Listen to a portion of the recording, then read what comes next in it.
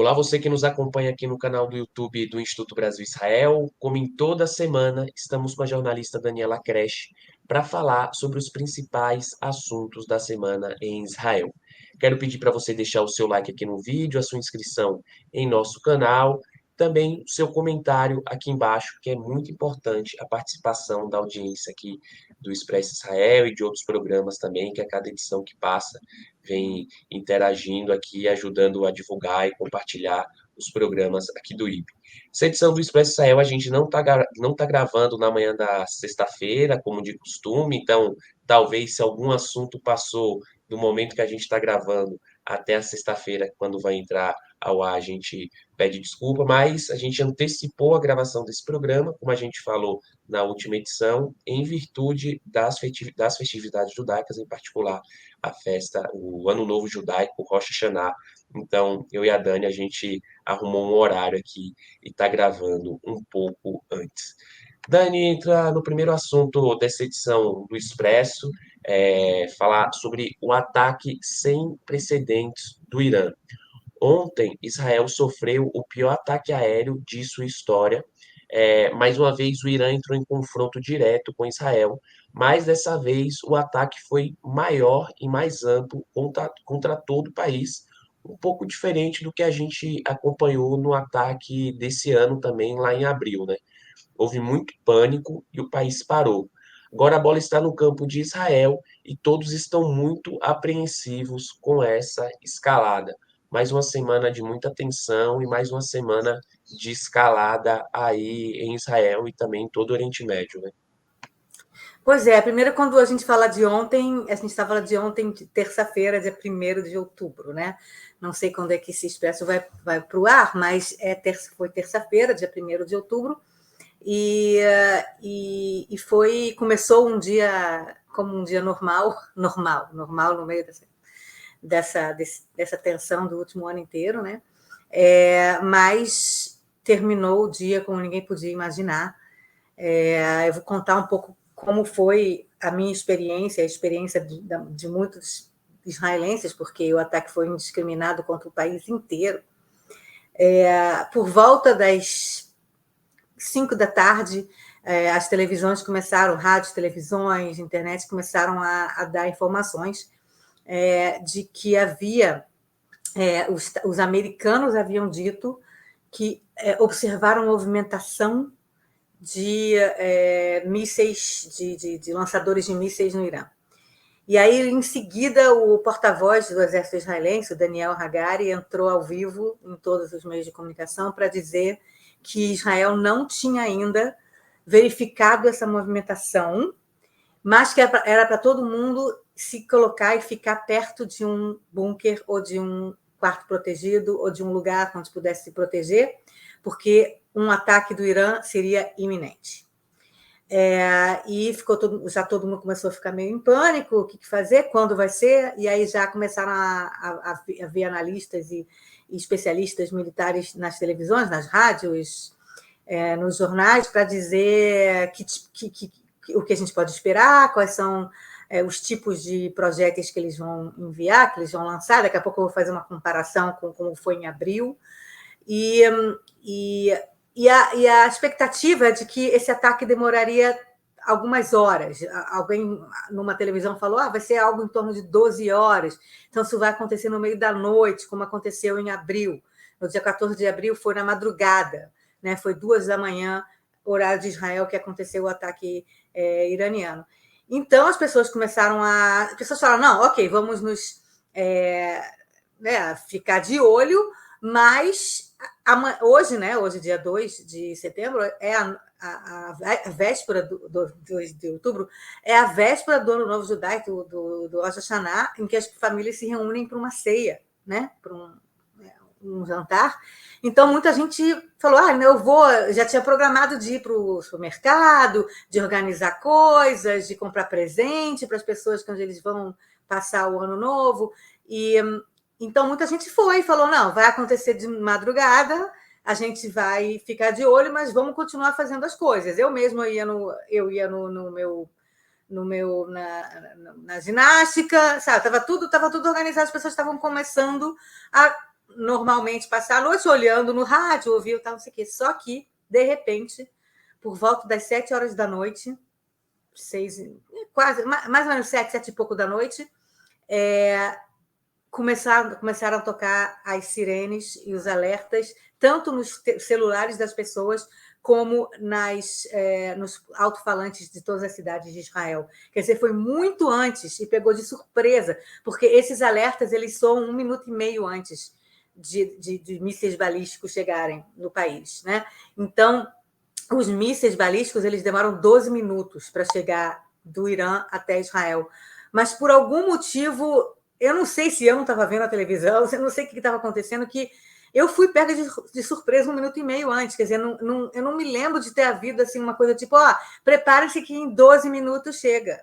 Foi algo surpreendente, foi tanto surpreendente que as pessoas estavam no supermercado, estavam andando de trem, estavam andando de ônibus, estavam de carro no meio da rua, né? Ninguém estava esperando que fosse acontecer tão rapidamente. Eu quero que você mostre aí como ficou o meu telefone, porque a quantidade de alertas no meu telefone, todo mundo recebe, aqui em Israel tem o aplicativo do comando de frente interna, e você recebe no seu telefone, tem um barulho assim, e você recebe de acordo com onde você está, você se inscreve em que lugar você quer receber o alerta. Eu, por exemplo, não quero receber o alerta de tudo que está acontecendo no norte, porque senão eu vou ficar o tempo todo recebendo alerta no meu telefone. Então, meu alerta está para Petah Tikva, que é onde eu moro. E aí, isso aqui é só alguns dos alertas. Foram alertas e sirenes ao mesmo tempo. Às vezes você recebe o alerta antes no telefone e daqui a 5 segundos começa a sirene no alto-falante. Às vezes é o contrário, né? E tem um certo delay. Eu coloquei em inglês para poder justamente mostrar, né? Aí você recebe um barulho assim, e aparece Rocket and Missile Fire, enter a protected space and stay in it for 10 minutes. Só que antes mesmo de começar a tocar esses alertas aí, já tinha gente do comando de frente interna falando, olha, dessa vez não fiquem 10 minutos, esperem para a gente avisar quando vocês podem sair. Quer dizer, eles já sabiam que ia ter um ataque, talvez tenha sido surpresa quando foi, mas que seria um ataque contínuo, que não era para as pessoas ficarem só 10 minutos dentro do bunker, não, que é para as pessoas continuarem e ficarem bastante tempo até serem avisadas que podem sair. E houve também um teste, na verdade foi mais do que um teste, que já havia tido um teste alguns meses atrás, mas pela primeira vez nos telefones também, smartphones, né, dos telefones celulares, as pessoas receberam um alerta antes desse alerta de bomba, antes do alerta, entre no bunker agora. Teve um alerta uns 10 ou 15 minutos antes, falando fiquem perto de um bunker. Quer dizer, então teve realmente um alerta de que, olha, fiquem perto, mas não foi muito claro de que, olha, daqui a 12 minutos vai ter. Foi uma coisa meio tipo, fiquem espertos aí, né? E aí, mas eu especificamente fui pega de surpresa 1 minuto e meio, com esse bando de alertas um atrás do outro, soando no meu telefone, no telefone da minha filha, e as sirenes na cidade, né? A sirene toca altíssimo, como se fosse uma ambulância, uma coisa meio filme de bomba de Segunda Guerra Mundial. Vocês sabem esses alertas que tocam em alto-falante na cidade inteira, né? E aí eu quero que você mostre para a gente, porque eu mandei para você dois screenshots de onde foram esses ataques de ontem.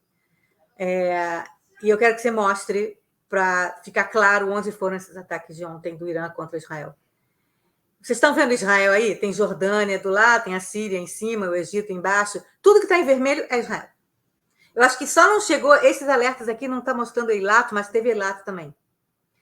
Quer dizer, então, todo Israel, incluindo faixa de Gaza, incluindo Cisjordânia, que não são parte de Israel propriamente dito, mas estão aqui na mesma região, é muito do lado, dentro, é uma coisa misturada, Israel com Cisjordânia, Gaza e tal.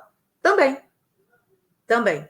Tudo vermelho. Mostra o outro aqui, eu acho que dá para mostrar um pouco mais a quantidade desses alertas. coisinhas vermelhas, né, esses pins vermelhos mostram cada alerta, em cada localidade, né, que teve alerta. E aí você percebe a quantidade de localidades que foram atacadas, incluindo Jerusalém, incluindo toda a Cisjordânia, incluindo Gaza, dá para ver aqui no cantinho. Eles talvez tentaram, Hebron não chegou, então acho que talvez eles tenham tentado, não vamos atacar Cisjordânia em Gaza, mas esses mísseis eles não são tão precisos assim. Você ataca o míssil, ele vai mais ou menos numa região, ele não é tão teleguiado, no sentido de ser tão preciso assim, né? Então, foi essa tensão que vai acontecer agora no país todo, e aí eu imediatamente, dentro do meu quarto protegido na minha casa, que o João conhece, ele viu,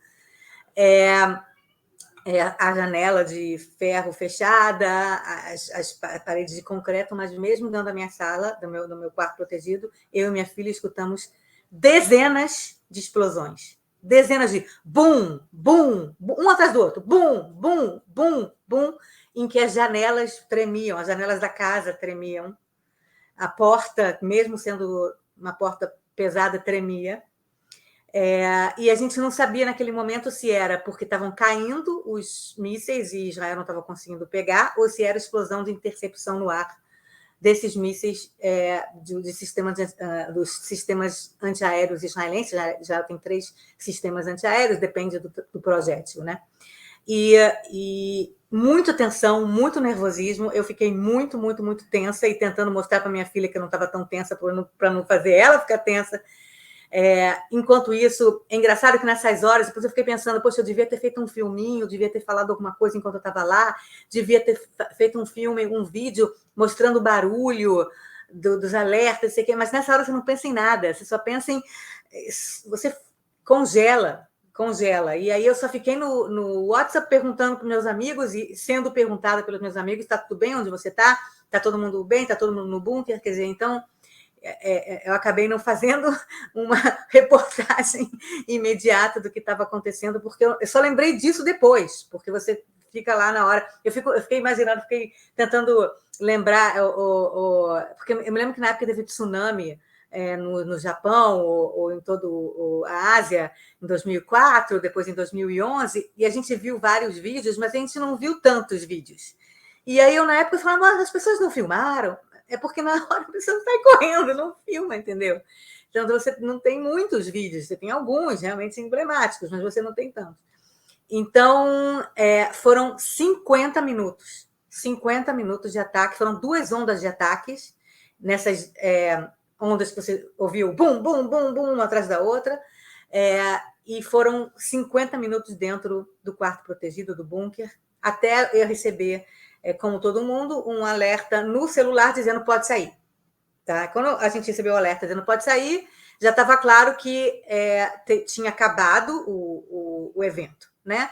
Muita gente ainda estava preocupada, porque houve na televisão alguém falando, não, mas talvez tenha mais uma onda daqui a pouco, mas não teve. Quer dizer, então foram só essas 2 ondas mesmo. E no final das contas a gente ficou sabendo que foram 181 mísseis balísticos. Agora vamos fazer uma comparação de como foi em abril. Tá?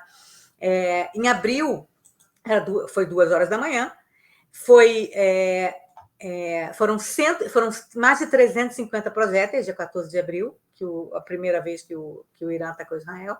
Foram mais ou menos 350 projéteis, mas desses, 170 foram drones, 30 foram mísseis de cruzeiro e 120 foram mísseis balísticos. Como eles não conseguiram acertar nada lá, né? Como eles não conseguiram destruir nada nem matar ninguém, só teve uma menina beduína de 7 anos que ficou seriamente ferida, mas ninguém morreu, não houve muitos danos. Teve um estilhaço que caiu numa base aérea de Nevatim, no sul de Israel, e um outro estilhaço que caiu nas colinas de Golá, não teve praticamente nenhum dano e ninguém morreu. Eles falaram, como é que a gente pode fazer para ser pior dessa vez? Né? Então, eles abriram mão dos drones e dos mísseis de cruzeiro, eles lançaram só mísseis balísticos, os mais fortes, os mais potentes, esses que demoram 12 minutos para chegar, porque os que demoram horas, né, drones e mísseis de cruzeiro demoram horas. Então, em abril, a gente ficou sabendo que daqui a 8 horas vai chegar os drones, entendeu? Então, dessa vez não teve 8 horas. Não teve também, os mísseis de cruzeiro também levam 1 hora e pouco. Não foi 1 hora e pouco, foi só esses de 12 minutos mesmo. Né? Foram só mísseis balísticos, 181, e foram, dessa vez, lançados em todo o território de Israel, como eu falei. Não foi como em abril, que foi mais para o norte, mais para o sul, tal, né? Quer dizer, então foi tudo, né? Quando você vê o mapa dos ataques em abril, não foi como esse, que foi todo o território israelense, todo mundo ao mesmo tempo. Tá? Então, foi muito mais intenso, com armas muito mais potentes. E outra diferença foi que, em abril, Israel teve uma coalizão internacional maior ajudando. Em abril, você teve os americanos, você teve primeiro os sistemas antiaéreos israelenses, a gente sabe o Domo de Ferro, mas o Domo de Ferro ele é mais para foguete do Hamas, talvez drone. Na verdade, os mísseis eles precisam de outros sistemas antiaéreos, né? Tem o Arrow 3, né? O Flecha 3, tem o Stiling de Davi, né? David Sling em inglês, que na verdade eles vão atrás dos mísseis fora da atmosfera, inclusive, eles interceptam bem mais longe, né? E foram esses que então foram usados, não o Domo de Ferro. O Domo de Ferro não pega esses mísseis grandes e potentes, né? Em abril você teve também ajuda dos americanos, você teve ajuda dos franceses, você teve ajuda britânica, de Forças Armadas Britânicas, dos jordanianos, que também abateram os mísseis que passaram por cima de seu território. E você teve também outras informações, talvez da Arábia Saudita, que também tenha feito esse abate, sem falar para ninguém, né? Dessa vez, britânicos e franceses não participaram. Então, você teve só israelenses e americanos, e você teve também alguma ajuda da Jordânia também. Tá? Então, foi uma colisão um pouco menor para um número maior de projéteis pesados. Por isso que foi tão mais complicado. Tá? Naquela época, em abril, falou-se em 99% dos mísseis foram abatidos, e só 1% caiu em lugares que não, enfim, como eu falei, não teve destruição, não teve morte de ninguém. Dessa vez, eu não sei os números ainda, porque ainda está... Né, eu estou na quarta-feira, se vocês estão vendo isso no futuro, vocês são mais inteligentes do que eu, mas ainda não tem esse número certo. Eu ouvi falar algo em torno de 95% dos mísseis que foram abatidos, então 5% escaparam. E aí, então, você houve uma destruição um pouco maior. Teve uma escola em Guedera que foi destruída, teve casas em Oda Sharon. Por que na minha casa eu ouvi tanto bum, bum, bum? Porque um dos lugares principais, não sei por que eles resolveram atacar com os mísseis, foi uma cidadezinha pequenininha chamada Oda Sharon, que fica bem perto de onde eu moro, que eu moro no norte da minha cidade, e a primeira cidade em cima é essa cidade de Oda Sharon, que é uma cidade micra. Não sei se tem alguma base militar lá, não acho, então não sei por que eles foram receberam o privilégio de terem sido um dos principais alvos. Então, por isso que eu ouvi muito bum, bum, bum, era lá. Mais de 100 casas em Oda Sharon foram danificadas. Vidros quebrados, paredes, né? E assim, no meio da rua, enfim, teve muito mais dano do que em abril. Mas, novamente, não foram danos principalmente causados pelos mísseis em si, mas sim pela interceptação, e os booms que eu escutei foram a interceptação desses mísseis no ar pelo sistema antiaéreo israelense, e essa interceptação é muito, muito alta, você ouve um barulho muito alto, a janela treme toda com a interceptação. E esses danos foram causados pelo estilhaço dessa interceptação. Por isso que quanto mais alto você intercepta, menos você tem a possibilidade, né, do estilhaço cair de forma grande, né, de ser um estilhaço grande, porque se ele cai de muito mais alto, ele vai se despedaçando no ar, e os estilhaços caem menores, né, e causam menos dano. Dessa vez, teve muitos estilhaços grandes, e pedaços de mísseis, e pedaços de mísseis antimísseis também, que a gente viu caindo e alguns grandes, que a gente vê imagens até agora deles no chão e tal e tudo. Então, você teve bem mais dano à infraestrutura, apesar de não ter sido o que os iranianos certamente vão dizer, que conseguimos destruir a Universidade de Tel Aviv, sei lá o quê. Não foi nada disso, não destruiu nada, não destruiu, que eu saiba, nenhuma infraestrutura importante, e também não causou a morte de ninguém. Na verdade, uma pessoa, eu ouvi falar de duas, mas eu não tenho certeza se é uma ou duas, mas o que eu soube é que um palestino de Jericó, perto de Jerusalém, Jericó, perto do Mar Morto, morreu por um estilhaço. Ou por um míssil, eu não sei, não tenho certeza. Não sei se foi um ou dois, esses detalhes estão sendo ainda divulgados. Quer dizer, então não morreu nenhum israelense, eles conseguiram matar um palestino. Parabéns para os iranianos. Muito bem. Então, foi isso que aconteceu, e foi muito, muito tenso. Pessoas que estavam nos supermercados, que estavam no trem, que estavam nos seus carros, tiveram que parar na rua e não podiam ir embora, porque foram 40, 50 minutos. As pessoas ficaram presas nos lugares. Quem estava no meio da rua e que não tinha lugar para correr, principalmente quem estava de carro no meio de uma estrada ou de uma rua, desesperados, vendo tudo aquilo acontecer. Parece filme. E agora eu quero que a gente veja alguns dos vídeos. Tá? Alguns dos vídeos eu consegui baixar no meu computador, então estão melhores, e alguns eu filmei do meu X, que eu sei que vocês não conseguem abrir o X aí, então não está muito bem filmado, mas para vocês terem uma ideia de como foi esse Guerra nas Estrelas que a gente viveu ontem.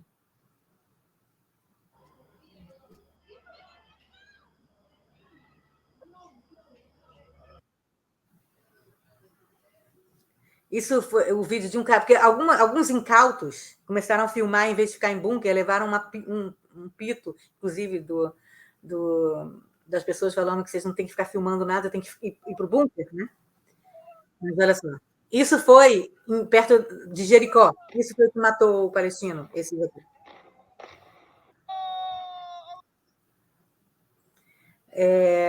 Tem mais, eu acho.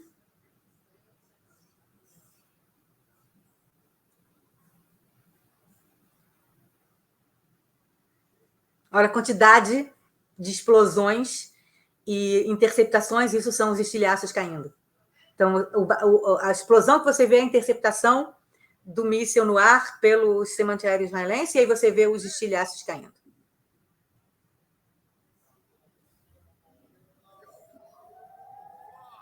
E vocês estão ouvindo o barulho da sirene também tocando. Acho que dá para ouvir o barulho da sirene tocando.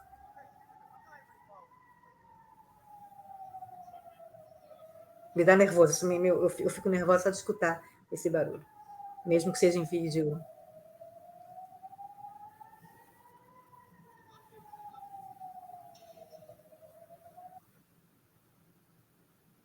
E também tem um vídeo, eu achei interessante, de um avião que estava saindo de Dubai e que viu os mísseis sendo lançados pelo Irã. Desculpa, sou eu filmando no meu computador.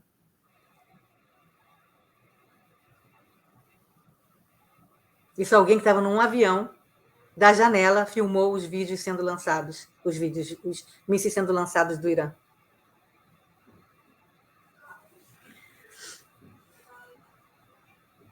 Não, acho que tá bom.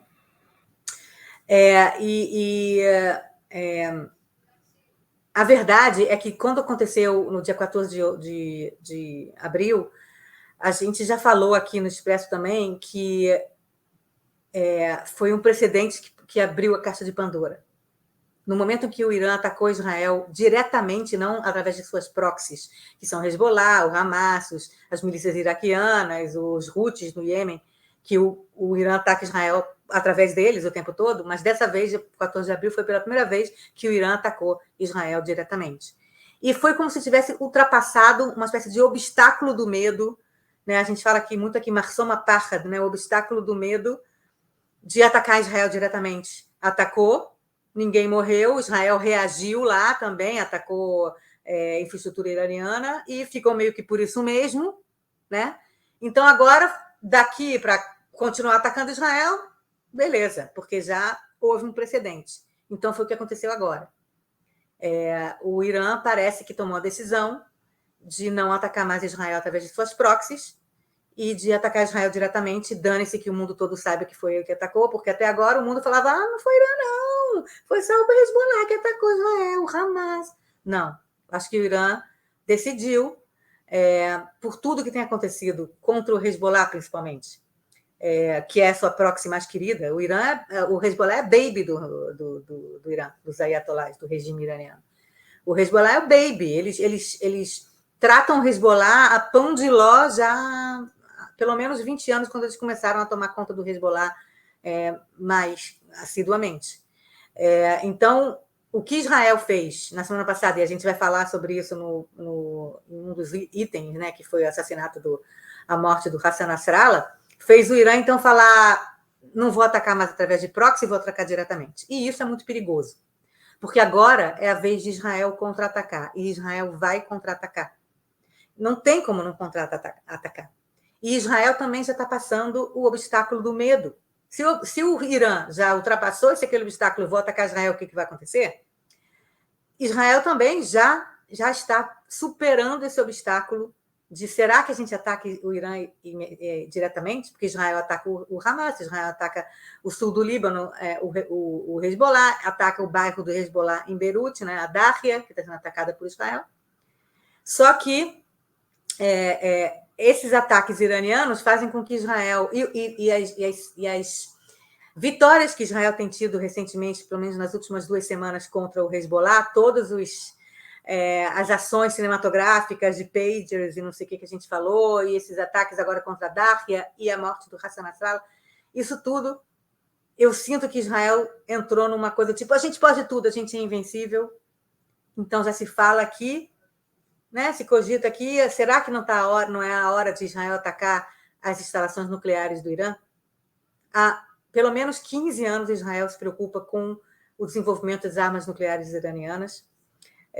Há 15 anos Israel fala para o mundo, principalmente através do Benjamin Netanyahu, que é obcecado por esse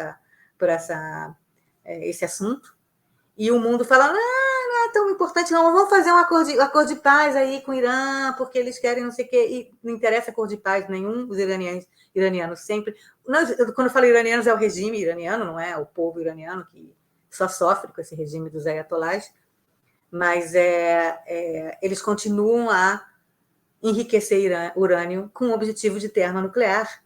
E no momento que eles tiverem a nuclear, o que eles vão fazer no segundo que eles tiverem a nuclear? É botão vermelho para atacar Israel e acabar com Israel. Porque eles prometem isso todo dia em farsi, em persa. Eles prometem isso todo dia. A campanha eleitoral, se tivesse eleições lá livres, a campanha, né, o que eles prometem para o seu público vamos acabar com Israel. Isso é o objetivo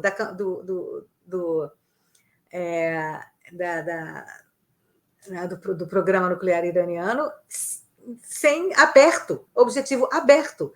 E as pessoas no mundo ocidental, meio ingênuas, muito ingênuas, ficam, não, é só papo, é só retórica, não é de verdade. A gente viu no 7 de outubro de 2023 que não é retórica. Quando eles falam, vou matar e vou exterminar e quero matar todos os judeus, eles fazem. Alguns fazem. De verdade. Não é retórica. Então, quando o Irã fala, vou ter arma nuclear para acabar com o Estado sionista, porque tudo é acabar com Israel e não é em prol de Estado palestino, não. Não é porque eles querem que tenha Estado palestino, isso é balela. É porque não pode ter Israel, não pode ter uma entidade judaica no Oriente Médio, a terra dada por Alá só aos muçulmanos. Esse conflito não é socioeconômico, esse conflito não é nem... Ele é territorial, mas ele é territorial com base religiosa. Esse é um conflito de fanáticos. Tem fanáticos do lado israelense também, mas Israel ainda é uma democracia ocidental, com diversidade e com eleições livres. O Irã não é. O Irã é só fanático. O governo é fanático. Total. Então, quando eles falam, vamos atacar Israel, vamos. Então, essa ideia de que vamos atacar finalmente, então, porque ninguém vai fazer nada por nós, o mundo não vai nos ajudar. Então, vamos atacar o programa nuclear iraniano, assim como Israel atacou e destruiu a usina nuclear do Iraque na década de 80, do século passado. Quem sabe agora Israel vai tomar essa decisão também de ultrapassar o obstáculo do medo de uma guerra nuclear, de uma guerra mundial ou regional, pelo menos, e ataque as instalações do Irã. E o Irã já respondeu, dizendo que se atacar, então vai atacar as instalações, porque nós não atacamos. É engraçado, provavelmente vai surgir aí também esse papinho ridículo para boi dormir, de que os ataques do Irã, não só em abril como agora, foram assim, café com leite, porque eles sabiam que Israel ia pegar, ninguém morreu, então não foi nada. Isso é papo para boi dormir. Só ninguém não morreu com 180 mísseis caindo na sua cabeça, só porque Israel gastou bilhões de dólares nas últimas décadas, desde que existe, para proteger seus cidadãos. E o PIB israelense está ferrado agora por a quantidade de dinheiro só para ter míssil antiaéreo, para que os mísseis não caiam na cabeça dos israelenses. E todos os israelenses dentro de bunker. Quer dizer, então, se você se prepara para a guerra, você minimiza a quantidade de vítimas, e é o que Israel faz. Mas aí, então, o mundo fala, não morreu ninguém, é porque foi um ataque bem assim, mild, um ataquezinho, foi só um alertinha. Não foi um alertinha, eu estava aqui, eu vivi esse ataque. Acreditem, não foi um alertinha. Eu gostaria que vocês vivessem o ataque de ontem para saber se foi um alertinha. Alertinha, assim, só para mostrar que não faz nada contra a gente, não. Não, 181 mísseis balísticos, que só não mataram muita gente porque Israel se preparou, desde que existe, contra pessoas que querem fazer esse tipo de coisa. Então, isso foi o que aconteceu ontem, e agora a bola está do lado israelense, e a gente não sabe o que vai acontecer, qual vai ser a decisão, o quanto os americanos vão estar envolvidos. Os americanos já falaram que estão do lado israelense, mas, ao mesmo tempo, tem um pouco dessa coisa de que a gente está do lado israelense para defesa, mas a gente não está do lado israelense para um ataque. A gente vai estar com Israel sempre para defender os israelenses, mas atacar o Irã, não sei. Então, eu não sei o que vai realmente acontecer. Então, são momentos tensos, de que existe aqui a possibilidade de você ter aberto a caixa de Pandora mesmo, e a gente está diante de um futuro de uma guerra regional. Já tem países retirando pessoas, né? Do Líbano há muito tempo, mas já tem, a Coreia do Sul mandou seus cidadãos saírem de Israel hoje.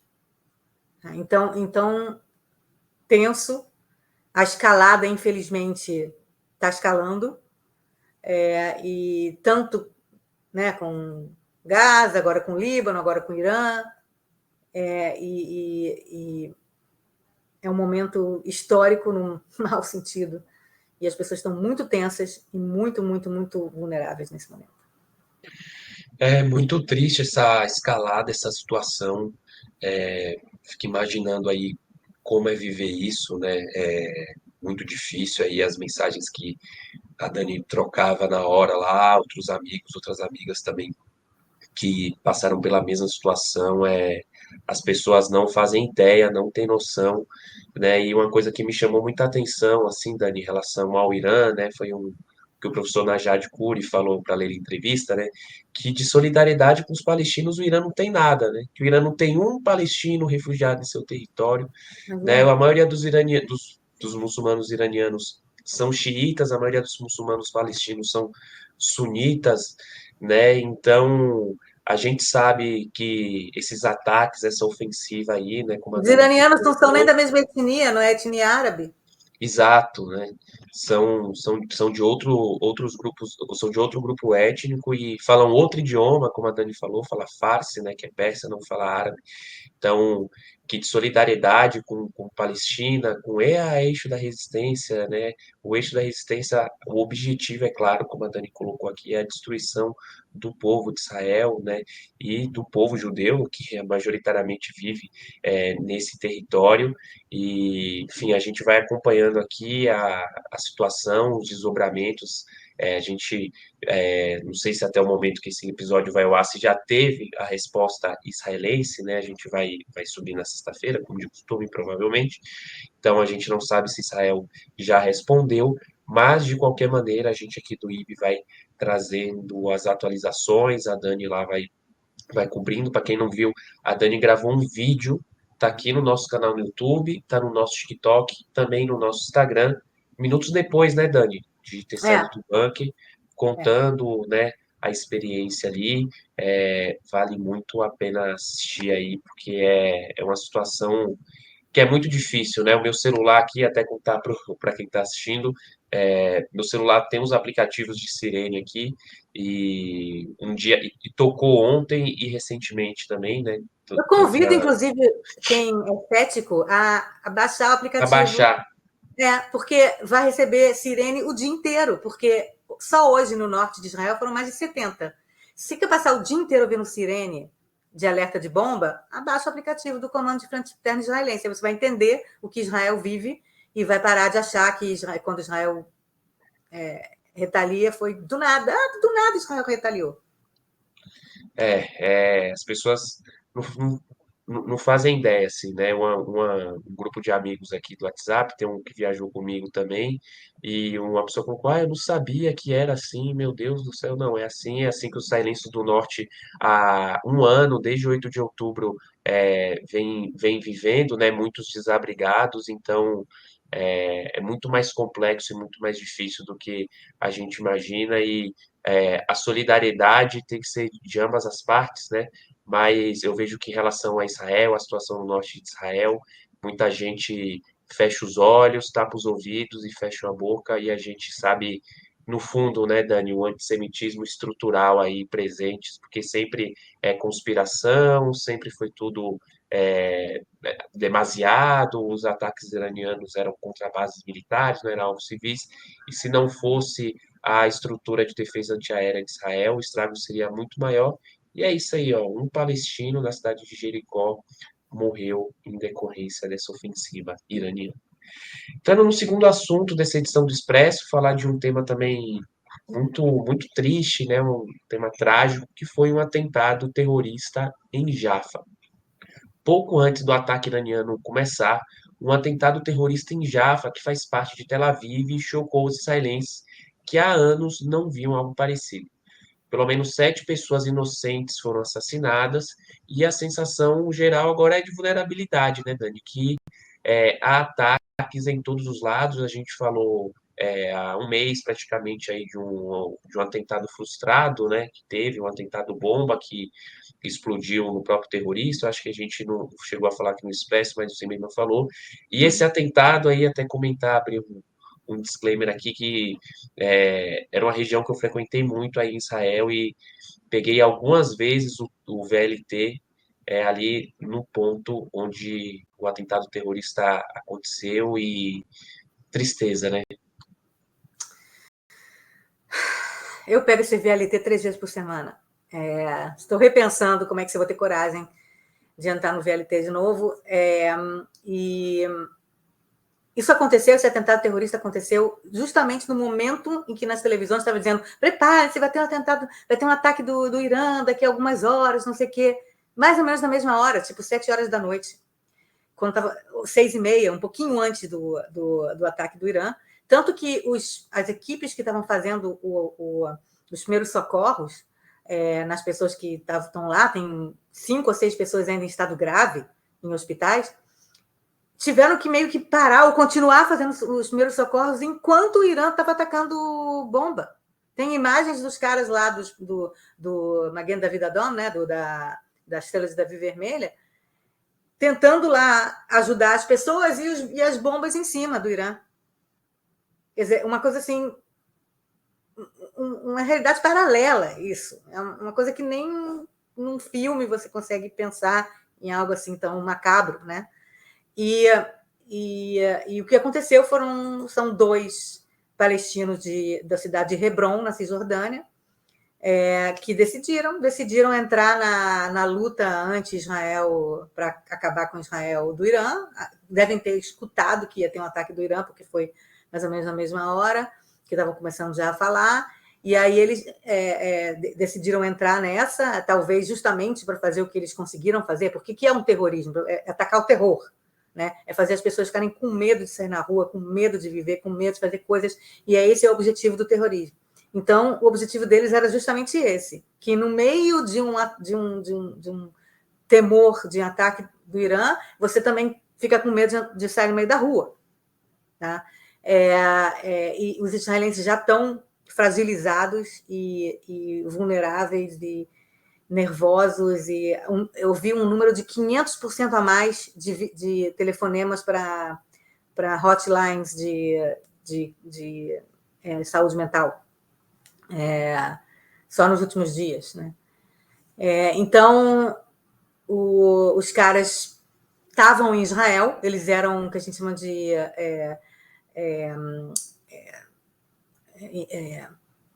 habitante ilegal, né?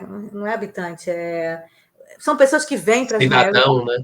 Cidadão, não é cidadão, eles são cidadãos, eles são palestinos, eles não tinham visto para estar em Israel trabalhando. Porque a gente sabe que tem milhares de palestinos que todo dia vêm para Israel trabalhar, inclusive nesse último ano, muito menos do que antes, mas ainda tem palestinos que vêm para trabalhar com construções, né, com área de construções. Eu até falei sobre isso aqui no Expresso alguma vez. Tal.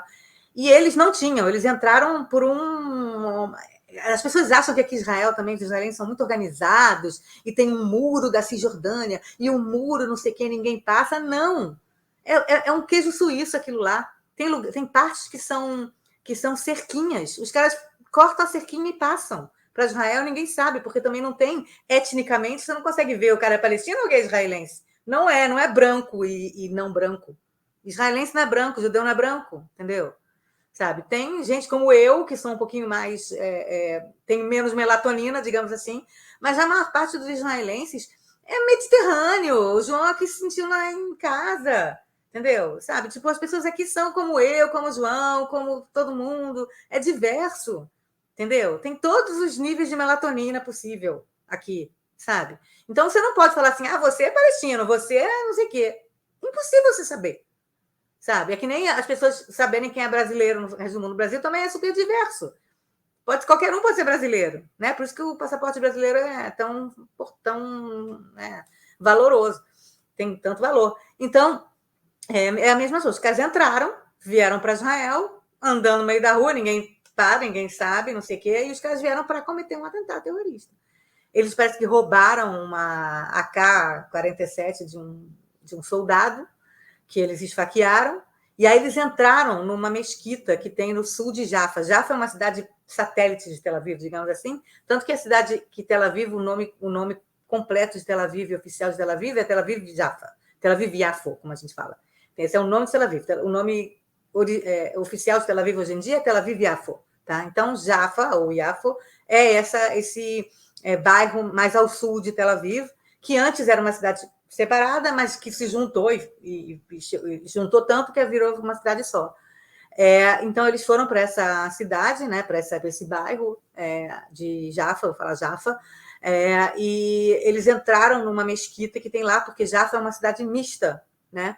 É um bairro misto. Você tem muçulmanos morando lá, você tem judeus morando lá, você tem tem até, inclusive, o lado bom disso e alguns lados ruins de vez em quando tem alguma nervosismo no país, lá em Jaffa, de vez em quando rola briga entre os moradores de lá, os judeus e os muçulmanos, tal, não sei o quê. Já houve vários problemas lá, né, em Jaffa. Mas, em geral, 98% do tempo convivem normalmente, sem problemas. E então os caras entraram nessa mesquita no sul de Tel Aviv, fecharam e falaram: ninguém sai daqui, não sei o quê, não saiam daqui, se vocês saírem daqui, a gente mata vocês, para os muçulmanos que estavam lá rezando na mesquita. E aí eles tiraram as coisas, colocaram o aparato, né? Tiraram a arma da sacola, uma sacola enorme com as armas, não sei o quê. E eles falaram, a gente vai sair agora, vocês fiquem aqui, tá, não sei o quê. E os caras, assim que eles saíram, os caras ligaram para a polícia, entendeu? Os caras ligaram para a polícia, não sei, israelenses, muçulmanos são israelenses. Ligaram para a polícia, mas os caras saíram correndo, já atirando, e eles estavam próximos de uma estação do VLT, do trem leve, que é essa VLT tem um pouquinho mais de um ano, ela foi inaugurada só em julho, agosto do ano passado, 2023, e ela passa por vai da minha cidade, passa por Bnei Brak, Ramat Gan, Tel Aviv, e continua para Bat Yam e Holon. São 34 estações. É o primeiro VLT, o plano é ter vários VLTs. É como se fosse um metrô, né? Israel está construindo uma espécie de metrô em toda essa parte central de Israel, só que às vezes é metrô, às vezes está debaixo da terra e às vezes é VLT. É a mesma linha que ele às vezes desce, às vezes sobe para cima da terra. Então, nessa estação, era VLT, ele estava em cima da terra. A estação fica em cima, e só depois, em algumas estações, é que ela desce em Tel Aviv, é tudo por debaixo da terra, você não vê o VLT em cima. Na minha cidade, sobe e eu pego o VLT em cima da terra. Então, os caras saíram correndo para a estação. Por acaso, por azar terrível dessas pessoas que estavam dentro do VLT, os caras entraram, porque é uma estação de VLT no meio da rua, quem sabe no Rio tem VLT, não sei se em São Paulo tem. A estação está no meio da rua e não tem guarda, não tem nada, é tudo aberto. Você entra lá no VLT, é que nem um ônibus, entra, sai, né? Então, o VLT estava justamente chegando, eles abriu a porta, eles entraram e mataram todo mundo que estava lá dentro do vagão onde eles entraram. E aí eles saíram, porque fica o vagão aberto, sei lá, por 10 segundos para as pessoas entrarem. Eles entraram, mataram, saíram e começaram a matar as pessoas que estavam fora. Tá? E então foram mais de 20 ou 30 pessoas que foram alvejadas, sendo que delas, até agora, 6 morreram. Então, 5 em estado grave, provavelmente a gente vai ter mais mortos. E eu quero que você coloque a foto das pessoas que morreram. A gente está sabendo aos poucos o nome. Por acaso, a gente sabe o nome de 5. Tem aqui a primeira, à direita, né? A primeira, que é uma menina de cabelo comprido, assim, né? A primeira à direita é a Inbar. Essa Inbar Segev, de 33 anos, ela estava com um bebê, ela estava segurando o bebê dela naquele, como é que chama? Que tem uma espécie de mochila que você coloca o bebê. Eu esqueci o nome, tem um nome, Baby Moses, sei lá como é que chama isso. Ela estava com um bebê de 9 meses, e ela fez assim e conseguiu proteger o bebê. Ela morreu, o bebê sobreviveu. O bebê foi levado para o hospital e o marido dela teve que ir lá resgatar o bebê e ela morreu. Ela foi assassinada. Ela tinha um estúdio de fitness e pilates em Tel Aviv. O marido dela é um soldado que estava um soldado da reserva que nesse momento estava, né, atuando em Gaza. E no norte também, quer dizer, nesse momento não, porque ele foi para o hospital, então ele tinha atuado. É um soldado da reserva. A segunda que morreu, não está aqui a foto dela, depois tem uma outra foto, é uma menina de 24 anos, estudante de ciência da computação, que morava em Bat Yam. A terceira, que foi o primeiro nome que a gente soube, é a Shahar Goldman, que é a primeira do lado esquerdo, que a gente está vendo, de cabelo preso, assim, com uma blusinha. Ela foi a primeira que a gente soube o nome, 30 anos, casou há um ano atrás, e era uma bailarina que dançava internacionalmente. A irmã dela toca na Filarmônica de Berlim. O nível das pessoas que morreram. E agora a gente ficou sabendo, eu não sei muitos detalhes dela, que estava segurando o copo, é a Nadia Sokolenko, que é uma imigrante da Moldávia e mãe de um filho. Eu não sei mais em fato sobre ela. E o homem que está aqui nessa foto é um cara chamado Ilya Nozadze, que é um cidadão da Geórgia que estava visitando Israel.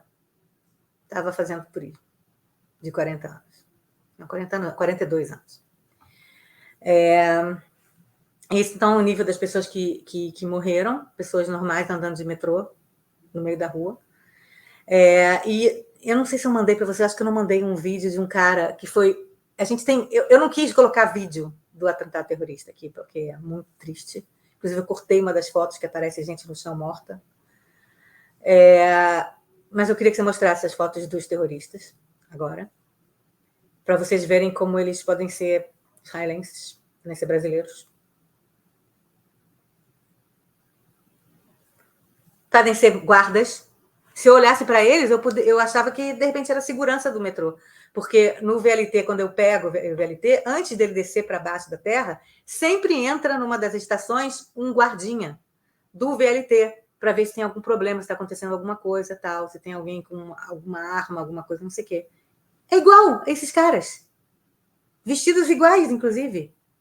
Nunca poderia saber que esse cara não é um guarda, não é um policial. Não tem nada aqui que me diga que o cara é um palestino terrorista que vai matar 7 pessoas. Tá?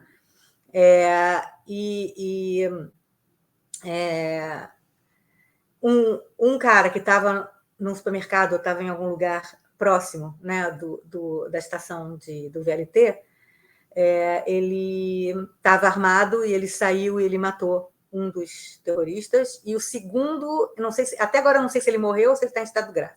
Tá? E esse cara que matou, né, o civil, estava de chinelo, que conseguiu matar o terrorista. Ele é CEO de uma startup que estava lá, mora lá, estava lá, entendeu? E conseguiu matar um dos terroristas. Senão os caras iam continuar a matar mais gente. Então, esse foi o dia de ontem, senhoras e senhores. Muito divertido você ficar vendo na televisão míssil e ficar ouvindo boom de míssil na sua casa e ao mesmo tempo sabendo que essas pessoas foram mortas num atentado terrorista no VLT que você pega todo dia. Então, é lindo, faz realmente você, né, ficar feliz de estar nesse mundo, nesse momento. Desculpem o tom de hoje. Não, e o pior de tudo, né, Dani, é ver instituições, né, como a ONU, por exemplo, o Antônio Guterres lá da ONU no expressar uma nota de solidariedade, né, colocar o ataque iraniano na mesma moeda das ações militares que Israel executa na faixa de Gaza e no Líbano, e eu fico imaginando a sensação da sociedade israelense assim, em relação à comunidade internacional, né, porque por mais que a mídia repercuta, né, mas os órgãos de direitos humanos, Rights Watch, Anistia Internacional, assim, você não vê expressar solidariedade com o marido dessa israelense que morreu com o filho no colo dentro de um trem, assim, de um VLT, né? Então, é muito triste, né? Na véspera de Rosh Hashanah, do Novo Judaico, o momento de passar com as famílias aí, 7 famílias vão ter o seu Rosh Hashanah aí destruído, né? O país inteiro também, porque existe uma comoção, uma sensibilidade nacional e é isso, mas infelizmente um dia trágico em Israel, que você não sabe se chora pelo atentado terrorista, se, né, pela situação do ataque da ofensiva iraniana, e a gente espera aí que essa situação, apesar da gente achar, né, dadas as condições, a gente vai falar daqui a pouco sobre o Líbano, que melhore, porque do ponto de vista psicológico é muito difícil, né, Dani? A gente tem aí instituições que lidam com a questão de saúde mental em Israel, que o número de medicamentos, de ansiedade, de depressão, em particular depois do 7 de outubro aí, tem explodido, né? E, enfim, espero que as pessoas ouvindo esse relato, sabendo o que está acontecendo aí, tenham um pouco mais de sensibilidade e tente olhar com um pouco mais de cuidado e de esmero para a situação interna de Israel. Eu estava escutando hoje antes de a gente passar para o terceiro, eu estava escutando hoje a Ayelet Nahmia Velbin, que ela é a diretora do Fundo das Vítimas do Terror, da Agência Judaica, que eles ajudam as vítimas de terrorismo, eles dão dinheiro imediato para quem é vítima de terrorismo e tal, eles têm eles arrecadam, fazem arrecadação de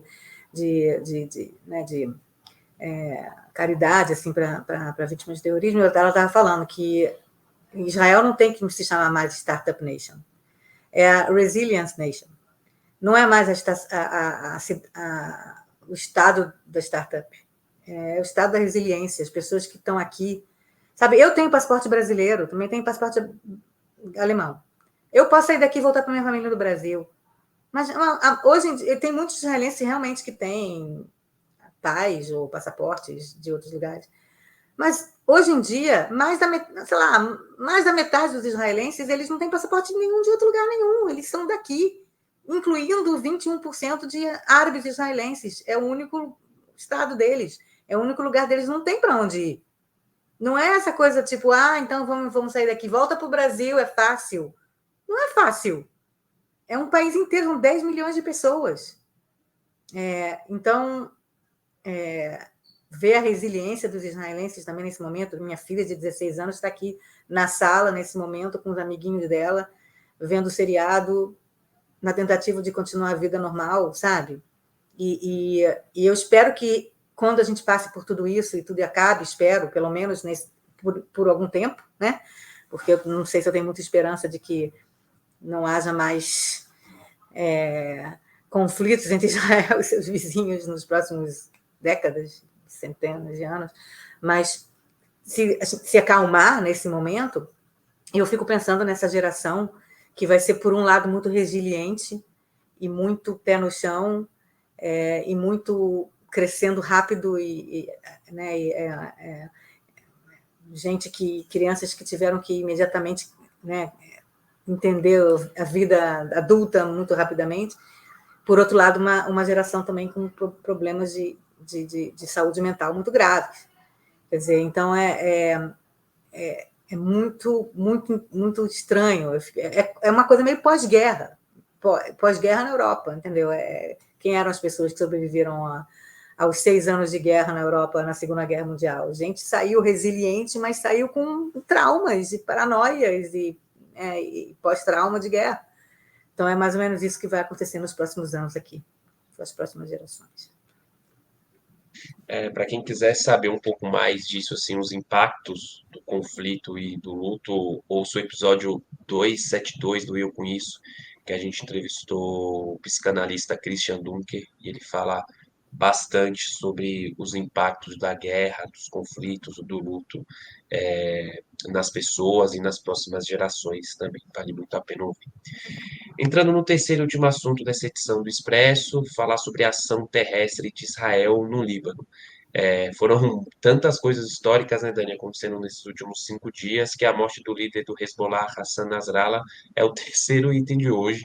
E desde a morte dele em um ataque israelense no bairro de Darya, né, na periferia de Beirute, a situação entre Israel e o Líbano escalou para uma guerra real, que já está sendo chamada de Terceira Guerra do Líbano, né? Israel já começou essa ofensiva militar por terra no Líbano. A gente tinha reportado aqui apenas os bombardeios, né? E agora Israel está no território libanês. Pois é, a gente fez o último Expresso na sexta-feira, dia 27 de setembro. A gente falou do Netanyahu, né? Do discurso do Netanyahu na ONU e tal. E a gente falou tchau, até a próxima semana. E aí teve o assassinato do Nasrallah no Líbano, um evento histórico, de livros de história, daqueles que se fala, vivi a história, eu lembro como aconteceu, eu lembro onde eu estava quando isso aconteceu. Hassan Nasrallah era um fanático jihadista islâmico radical, extremista, misógino, anti-LGBT, anti-direitos humanos, etc. que há 32 anos era o líder da maior organização terrorista do mundo, que é o grupo terrorista Hezbollah.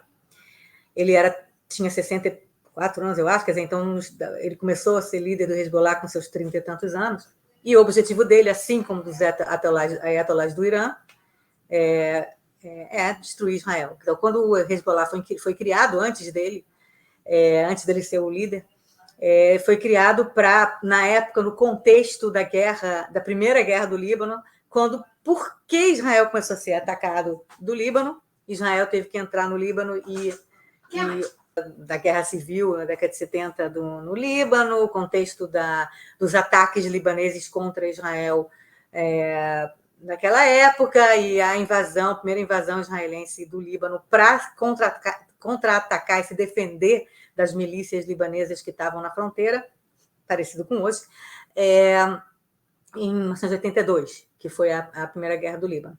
Mas, oficialmente, desde 2006, quando teve a última guerra entre Israel e Hezbollah, e a última foi em 2006, o Nasrallah não botou a cara para fora, tá? Vivia num bunker. Então, Israel vai atacar o bunker do Nasrallah, e o bunker, obviamente, é construído de propósito embaixo de um prédio, com um montão de gente, um montão de civil, de escudo humano. Israel vai fazer isso, vai matar o Nasrallah e matar um montão de gente em cima? O mundo não vai aceitar, vai dizer que é genocídio, que é crime de guerra. Só que aí Israel falou, agora não tem, a gente vai fazer. E foi isso. Teve esse ataque na Darya, nesse bairro do Hezbollah, na periferia de Beirute. Já recebeu a informação de que ele estaria no bunker, embaixo do quartel-general do Hezbollah, naquele momento, e atacou, e não sei quantos mortos até agora, acho que 300, uma coisa assim, que o prédio todo foi destruído.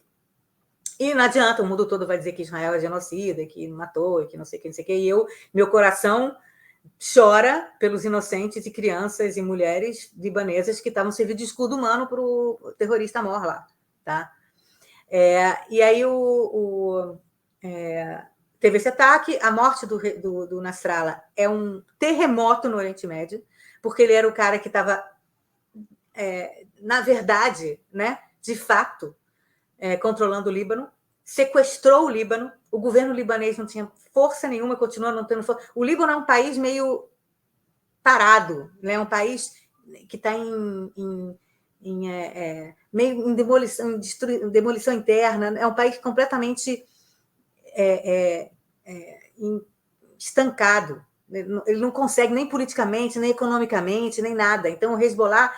E um dos motivos é exatamente o Hezbollah contra cada vez mais da política, da economia, de tudo libanês, e servindo, na verdade, como uma fronte, um posto avançado do Irã. O Líbano não era mais Líbano. O Líbano é um posto avançado do Irã nos últimos anos. Tá?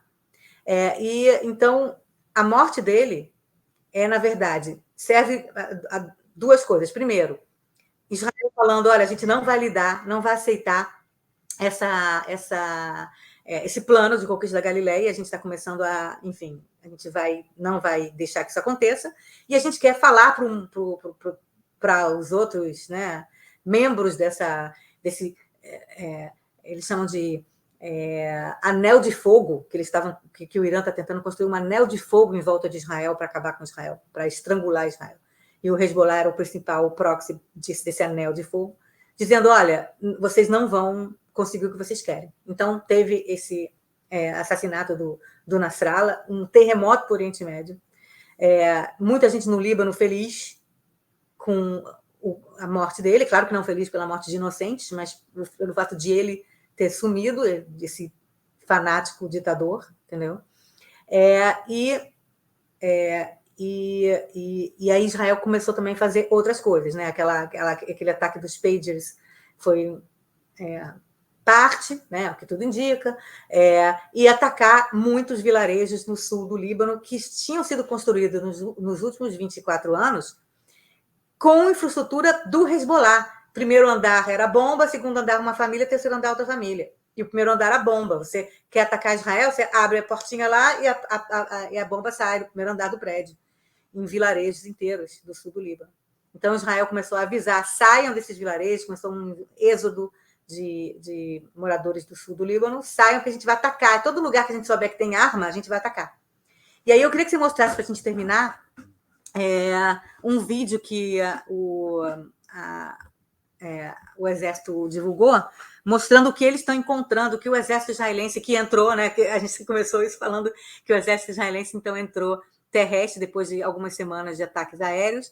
A gente já sabia que isso ia acontecer, já unidades estavam de reservistas já estavam sendo chamadas para fazer essa entrada. É a primeira vez desde o ano 2000, então a gente não tinha 24 anos, não teve israelense lá, e agora tem unidades israelenses que estão tentando justamente destruir a infraestrutura na fronteira e mais um pouco mais acima, que fazia parte desse plano de conquista da Galileia. Põe aí. Está mostrando aí uma das aldeias, né? Dessa aldeiazinha pequenininha, tem um prédio normal, parece, mas aí já é imagens verdadeiras dos soldados que entraram lá. Isso você só pode fazer isso ao vivo, você não pode fazer isso com piloto de força aérea, não pode fazer isso, tem que mandar soldado fazer isso. E aí os soldados vão lá dentro e encontram um túnel enorme, já com planejamento, que faz parte desse planejamento, desse ataque que o Hezbollah iria fazer contra Israel em algum momento. Talvez muito rápido, em breve. Tá?